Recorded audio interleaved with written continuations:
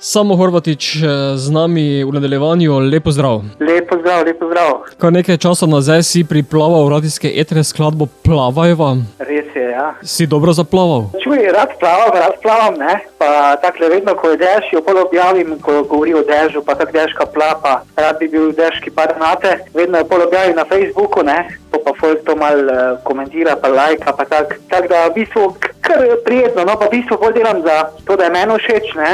Vedno naredim nekaj, če jaz čutim, drugače naredim. Pa če rata, mislim, če nekaj, če bolj ljudje spoznajo, hvala Bogu, če podpirajo, ne, radijske postaje, ene bolj, ene manj. Upaš pač, da bo ljudem všeč, no, ampak večina je bilo lepih komentarjev, no, na komad. Sedaj ne miruješ, kaj ti v radijskem etru si z novo skladbo Zavedno.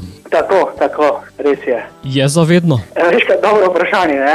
Ta komad sem v bistvu napisal ful dolgo nazaj, ampak sem ga pol kasneje posnel. Zdaj sem ga posnel. Zavedno, komad je dober, lahko da bo zavedno, ne. Ampak res pa je, da takrat sem bolj verjel v to večno ljubezen. Pa še vedno verjamem v neskončno ljubezen, pravo.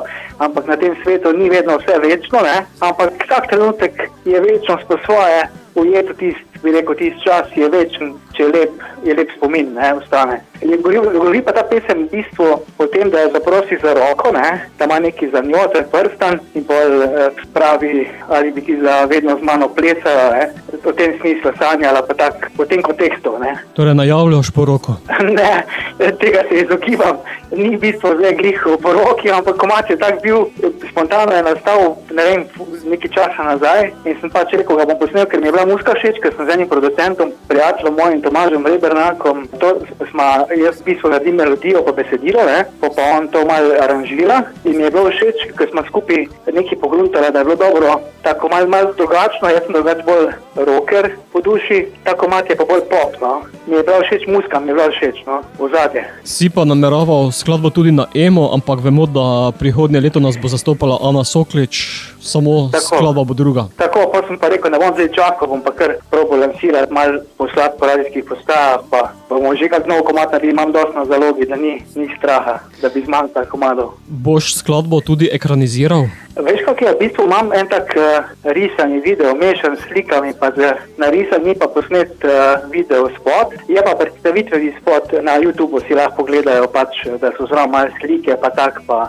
nekaj narisan, pa tak malo, da je tudi se lahko pogleda na YouTubeu, ne. Poslušalci lahko to vidijo na YouTubeu, kot si dejal, midva bova sedaj skladbo spustila v eter, zato samo povej, ali je kaj zavedno? Če kaj zavedno? Kaj ti misliš, Boštjan? Težko rečem, nisem filozof. Nisi, kaj bi rekel, veš kaj v bistvu, tako si rekel, ne? Jaz pravim en reke, ko ni tako nič posebnega, ampak se ga držim, kažem, najlepše v večnosti so trenutki, ne? In ti trenutki so najlepši, to pomeni večnosti nič ne pomaga brez lepih trenutkov in lepi trenutki sestavljajo večnost in vsak trenutek je treba uživati in ga ceniti in biti hvaležen za njega, za vse, kar se ti lepo dogaja, ne? Če pa kaj slabo, pa malo potrpeti, pa upati, pa zaupati, da bo kmalu bolje, ne?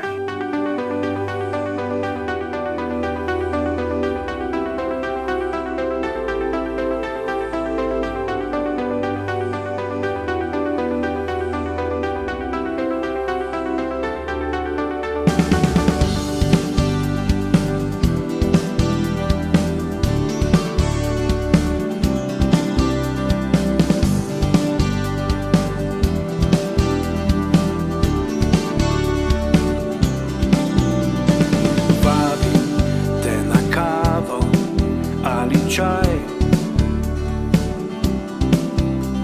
v najin stari bar in stari kraj.